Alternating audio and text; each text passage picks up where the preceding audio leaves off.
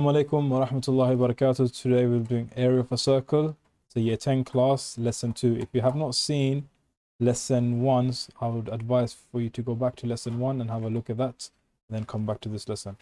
In the previous lesson, we were given the radius of a circle, and then we were finding out the area of a circle. This time we're going to be given the area of a circle. We're going to be working in reverse. So let's say the area of a circle is 25 centimeters squared, and our equation is pi r pi r squared equals 25. So now we need to find what r is. So this is our r. So we rearrange it. We use the opposite of bid mass. Start with the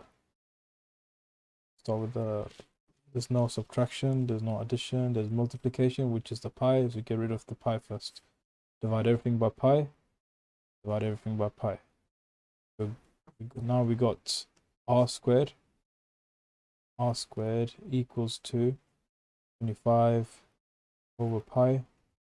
And then in the end, we just square root everything. Square root of r squared, square root of 25 over pi. And this is the answer we're going to get. Let's put it into a calculator.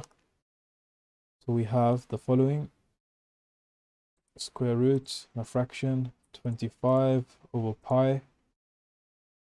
That now gives us 2.82. So our radius is 2.82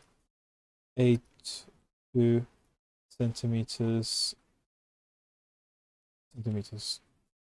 Okay, now if you want to find the diameter, we just have to double this. Okay, so the diameter would be 2 times r, the same as 2 times 2.82, which gives us 5.64 centimeters.